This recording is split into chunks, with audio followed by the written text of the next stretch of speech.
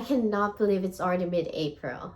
And since I got paid on the 15th of this month, today we are doing our payday routine. So a bit of a background, my name is Val and I currently live with my family in Houston, Texas. I work as a corporate administrative assistant in a single family office and we are living off of one income. In this video, I will share our realistic 6-person expenses. I will walk you through our bills, our guilt-free money if we have some, and our savings.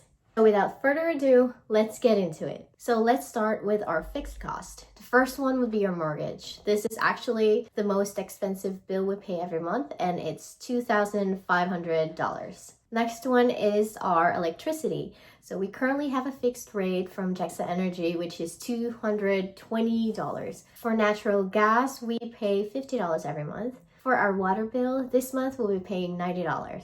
We're currently paying $30 for our home internet, and our phone bill is $300. Next is our first car loan, which is $540, and our second car loan is $850. Together, we are paying $250 for the auto insurance for both the cars. We have a water system at home, and we're paying $30 for that. For its maintenance, it's $40 every month. For gas and groceries, we are currently budgeting $600 to $700 every month.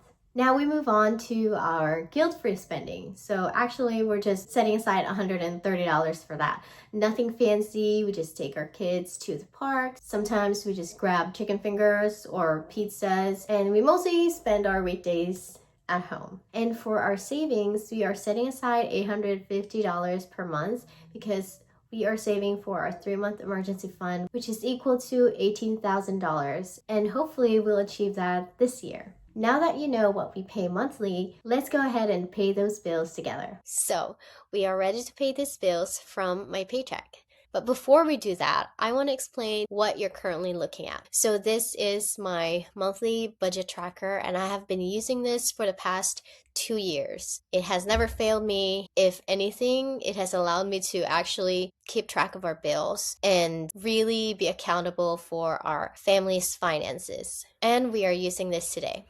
So the first bill that we'll be paying for is the electricity, which is $225. So I know I mentioned earlier that it's $220, but there's a $5 fee and I sometimes forget about that, but it is always accounted for on my budget tracker. So I'm going to pay it right now. Since it hasn't been removed from my bank and I know that I've initiated payment already, the status now will change to processing. The processing status lets me know that I have already initiated the payment. That way I don't accidentally pay twice. The next bill we'll be paying is my car, which is $540. And now that it's also paid, I will put processing. And as for our T-Mobile, it's in auto pay. I just checked my bank and this $300 has already been removed. So we can go ahead and zero this left to pay column and mark it as paid. So you see the difference of me using processing and the paid status. Processing is when I have initiated the payment, but the dollar amount is still in my bank. And if I'm using the paid status, that means that the money has been taken out of my bank already.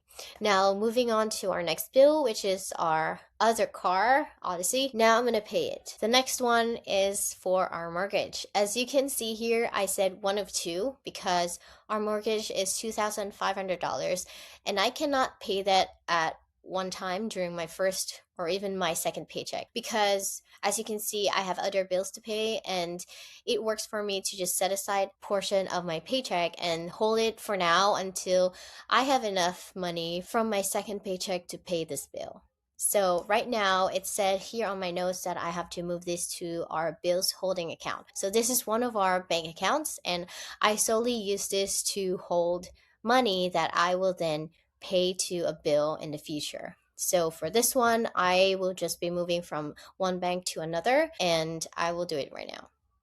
And since this $730 is not on my bank account anymore, I can zero it out and mark this as paid. So the next bill we'll be paying is Well, this is not actually a bill, but I just want to call it like that. And this is going to be for our gas and grocery this month. So another bank account that we have is solely used for our gas and grocery expenses. And as soon as my paycheck hits, $300 goes straight to my husband's account. This one will now be $55. I will mark this as processing.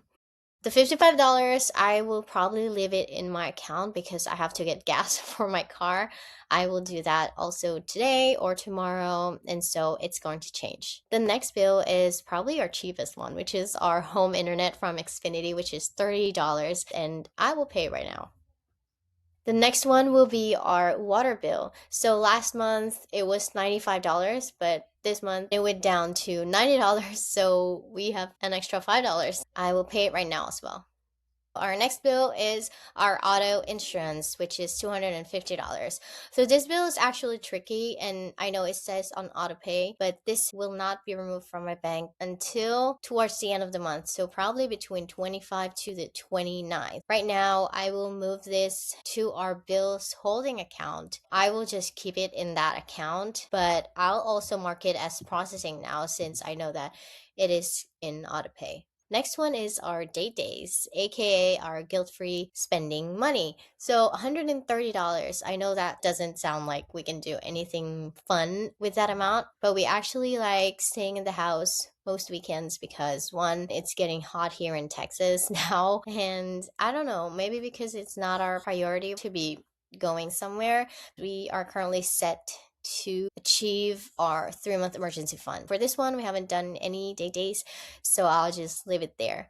The next one should be our emergency fund, which is a portion of the $850 I told you earlier about that we set aside for our emergency fund goal, but I renamed it to yearly expenses because we currently have other expenses that wasn't accounted for aside from our bills and our date days, which is for my baby girl's birthday and for the registration of my car. And for this $300, I will leave it in my bank account. And I think we're done. Paying my bills every payday doesn't take me more than 10 minutes because I have this life-saving budget tracker. And I also have our savings journey tab here where I track all of our savings from last year to this year. For this emergency and preparedness tab, this is where I keep all of our family's financial data from bank accounts to investments account and also our insurance policies. So everything is in this emergency and preparedness tab. If you're wondering where to find this family finance system, the link is in the description below. It's also in my channel description if you are wondering. There are 2 versions that you can choose from.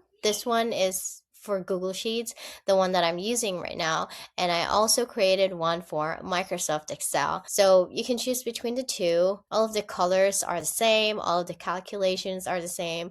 All of the data from this Google Sheet is the same as in the Excel version. If you have been following my journey or you already have this family finance system, you might have noticed that I have added 2 new tabs in here, the family meetings and the yearly planner. So a bit of a background for these 2 potential new tabs that I'll be adding into this family finance system.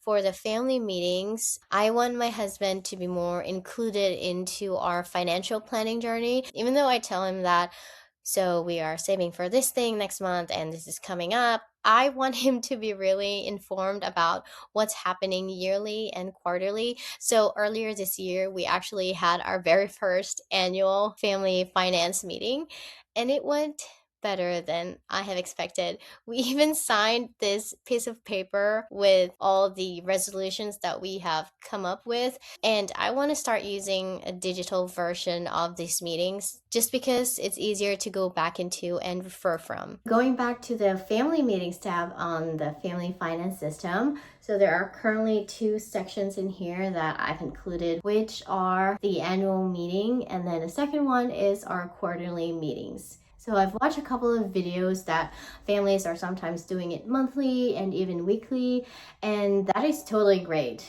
But as a couple who hasn't done that, I want us to start doing it. And so I opted into doing quarterly meetings for now. And so in this tab, I listed like Q1, Q2, Q3, and then Q4. And then I have 3 columns in each, which is like topics to cover, the notes, and also the resolution. And as for the yearly meeting columns that I will put in here, I'll probably copy the ones I have on my notebook and just update all of the information from there. I'm really excited about this one. My ultimate goal here is that my husband and I will be on the same page with our current finances and that we are actively working towards one goal. And for the other tab, which is the yearly planner, this is where I plan to keep track of all the expenses for the year aside from our bills. So this would be like birthday parties, like car registration, and even Christmas gifts and our HOA dues.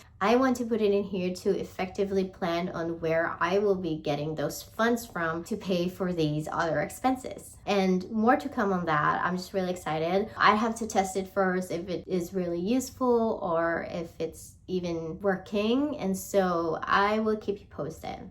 I think I've said too much already. I know this is supposed to be just our payday routine, but I've went into deep with the family finance system. I was just really excited, and yeah, let's hope that those 2 new tabs will be effective and that I will actually be using them before I roll it out to everyone. All right, I'll see you in the next video.